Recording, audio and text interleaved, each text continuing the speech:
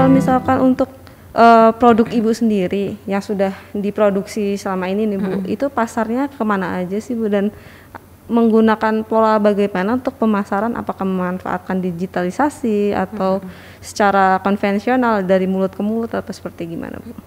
Kalau pemasaran kita ada dua macam, secara offline dan online. Kalau secara offline kita punya galeri gitu, dan kalau untuk justru kita lebih banyak di pemasaran online sebenarnya. Untuk online selain kita bikin websitenya ya, ada website untuk katalog produk, kita juga memanfaatkan katalog WA bisnis, kemudian juga untuk media promosi menggunakan Instagram, Facebook, kemudian juga produk kita ada di marketplace juga gitu. Kemudian juga sudah coba-coba sih ke TikTok gitu, belum optimal, cuma sekedar coba aja. Berarti sudah hampir semua pola untuk pemasaran digunakan ya Bu untuk memasarkan ini. Berarti kan kita tahu juga produk Alin Tapis ya Bu ya, milik Ibu ini sudah lolos kurasi nasional juga ya Bu ya, untuk Dekrannas ya Bu ya. Nah itu ada nggak sih keinginan Ibu untuk membawa kain-kain wastra-wastra Lampung lainnya, karena kita tahu kan wastra Lampung tidak hanya tapis, ada kain inuh dan lain sebagainya. Ada keinginan itu nggak Bu? Ada. Dari awal sih saya sebenarnya sih ingin tidak hanya tapis sih yang kita modifikasi dalam berbagai produk gitu, karena kerajinan kita kan tidak hanya tapis ya, ada sulam usus gitu. Kalau sulam usus juga sudah cukup banyak juga sih yang mengaplikasikan gitu, tapi ada kerajinan-kerajinan lain yang saya lihat belum begitu diangkat, seperti ada istilahnya tembung manu ya namanya. Tembung manu apa itu? Itu salah satu kerajinan Lampung sebenarnya. Saya tuh nggak tahu sih bahasa Indonesianya apa ya, karena kalau orang tua dulu bilangnya itu namanya tembung manu gitu. Jadi semacam metode kerajinan juga deh gitu. Itu juga itu belum gitu. Kalau saya sih kemarin buatnya untuk home decor, untuk apa namanya bantal kursi gitu, tapi sepertinya belum familiar ya, jadi belum begitu dilirik juga gitu. Sudah kepikir sih untuk membuatnya dalam produk-produk turunan tas dompet, hanya memang belum tereksekusi aja gitu. Kemudian juga kalau untuk sulam usus sih sudah ada sih produk-produk gitu, tapi ya karena kondisi sih Mbak ya, butuh untuk memperkenalkan kerajinan baru itu kan butuh waktu gitu, sementara kita ada bisnisnya juga ya, butuh cash flow juga gitu. Jadi ya sambil yang ada bagaimana kita optimalkan produk-produk yang apa ya, yang kita coba modifikasi dari wastra-wastra lain juga sudah mulai kita konsep gitu. Jadi yang kalau yang saya sih masih berupa ide, dan sebenarnya sudah berkomunikasi juga. Jadi tahapannya sudah berkomunikasi dengan pengrajin ya, karena kan tetap kembali ke pengrajin gitu. Jadi saya juga sudah coba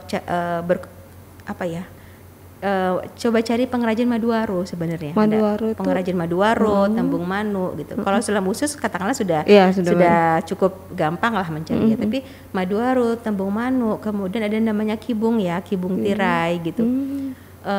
Itu agak sulit gitu.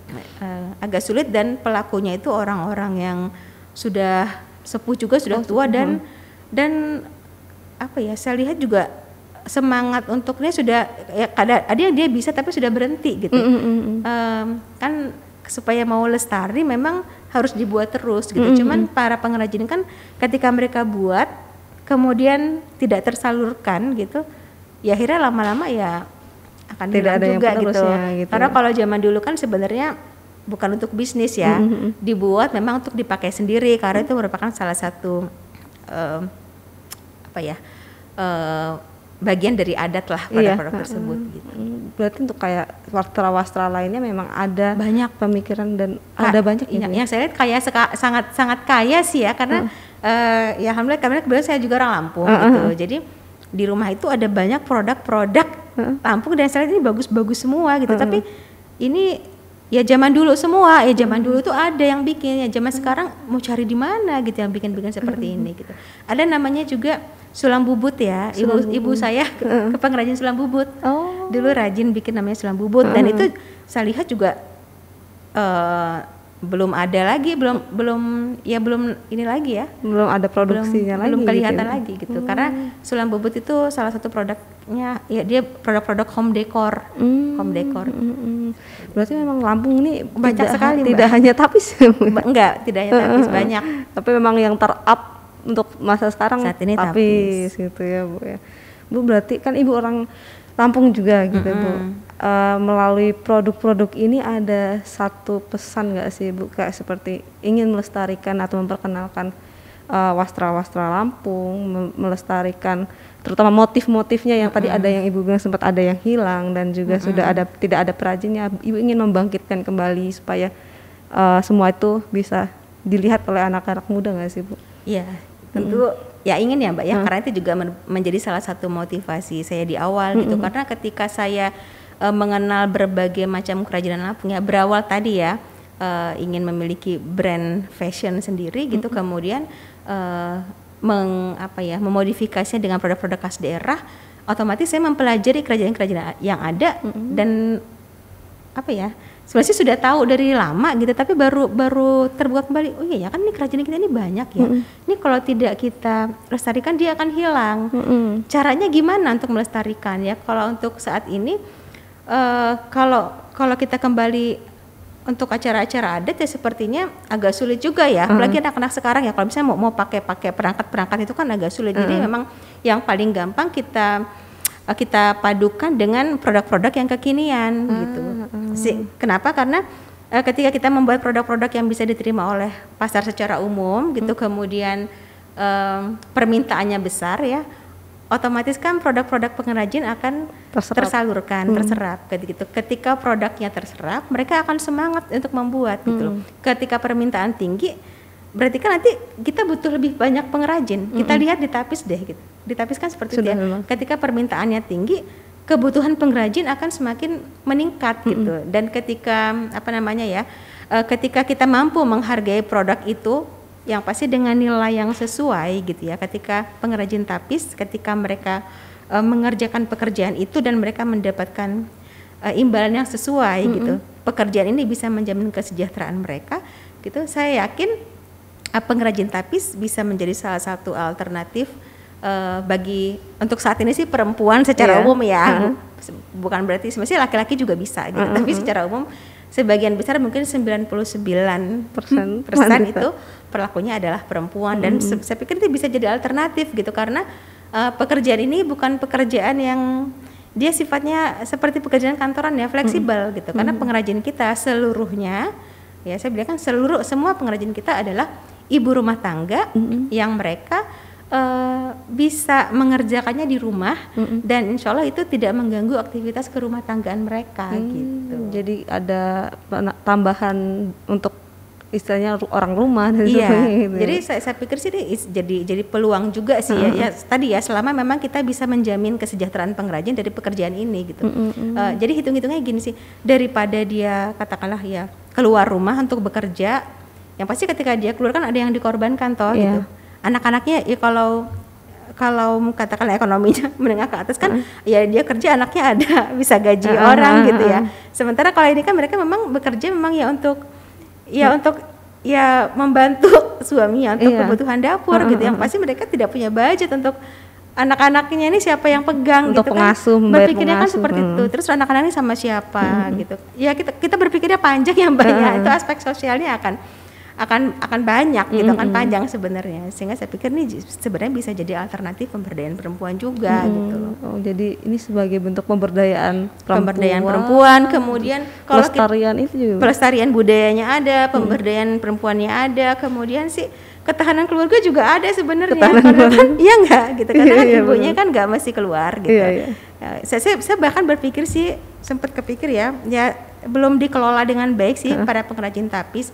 Ya mereka juga saya sempat kepikir kelompok-kelompok pengrajin ini bagus juga ya kalau kita kumpulkan, diberikan ya ilmu parenting juga gitu, sehingga mereka juga ada aktivitas tambahan ya, bagaimana misalnya karena kita melihat sih Mbak, ada pengrajin yang punya 3 anak kecil gitu. Ya ngerasa sih repot banget ya gitu, kalau kita kasih kerjaan, kita kasih target, kasihan anaknya juga, ibunya lagi ini, anaknya nangis gitu. Secara manusiawinya kan ada ya, kayaknya mereka juga harus memiliki keterampilan memanage ya. Itu sebenarnya keterampilan manajemen, bagaimana mereka bisa memanage aktivitasnya, aktivitas kreasi ya, kreativitasnya, tapi mereka juga tetap tidak pekerjaan domestiknya juga bisa terkelola dengan baik gitu. Pengennya sih gitu. Iya benar-benar. Berarti kalau istilahnya kalau di dalam market di Lampung sendiri kan otomatis orang sudah tahu, sudah kenal dengan tapis dan penerimaannya pun baik gitu, Bu. Kalau untuk di luar Lampung, penerimaan produk-produk tapis Ibu bagaimana tuh, Bu? Kalau kita lihat konsumen kita, sebagian besar juga banyak dari luar Lampung justru ya, Mbak. Oh, banyak dari luar Lampung. Dari luar Lampung juga. Saya tidak tahu sih ya mereka orang Lampung yang tinggal di luar atau apa gitu, tapi pembeli-pembeli online kita ya sebagian besar itu dari luar Lampung sebenarnya. Dari luar Lampung gitu ya, Bu ya. Berarti memang ternyata market di luar Lampung. Market di luar ada gitu. Walaupun ya kita analisa sebenarnya market terbesar kita tetap di Lampung karena ini merupakan produk daerah gitu. Ketika kita ingin menyentuh produk di luar Lampung memang harus ada kreasi tersendiri agar produk ini bisa diterima gitu. Karena kalau di dalam Lampung kan gampang ya. Ya narasi yang bisa kita bangun itu kita melestarikan. Ya kalau lamun bahasa lebih lamun magam siapa lagi gitu.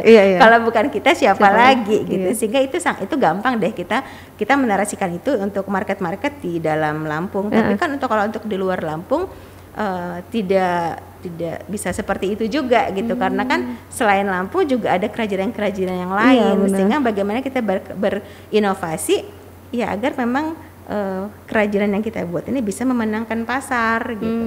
Seperti ada value-nya ya, ada trik-trik tersendiri deh. Karena kita banyak bermain di dunia online, memang kita bermain di mau nggak mau sih belajar SEO ya gitu. Kemudian kata kunci gitu, bagaimana supaya ketika calon target market kita ini mencari produk itu bisa nyangkut ke kita gitu. Karena ada juga sih mereka sebenarnya nggak cari tapis sebenarnya, tapi akhirnya nyangkut gitu karena ngeliat produk kita yang mereka pikir menarik dan sesuai dengan budget gitu.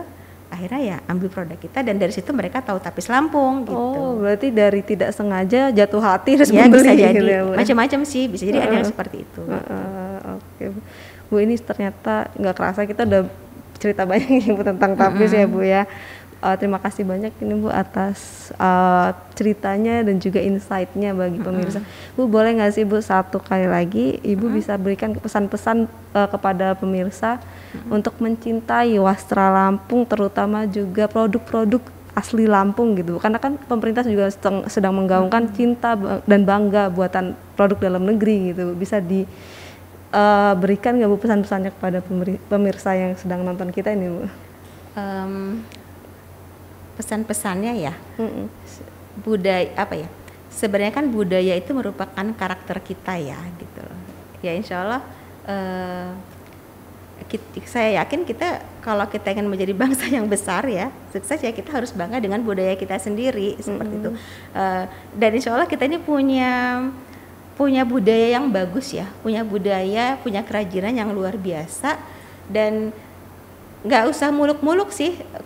Kalau ditanya bagaimana sih caranya supaya kita bisa melestarikan budaya daerah kita, ya nggak perlu muluk-muluk. Salah satu cara yang sederhana adalah dengan memiliki kebanggaan menggunakan produk-produk yang memiliki ciri khas budaya lokal gitu. Bangga. Jadi ketika kita tinggal di Lampung, kita pakai produk-produk yang ada ciri khas Lampungnya, kita merasa bangga. Dengan kita merasa bangga, kita akan membeli produk itu kan gitu. Ketika produknya banyak terbeli, otomatis kan pengrajin juga menjadi tersalurkan ya kreasi-kreasinya.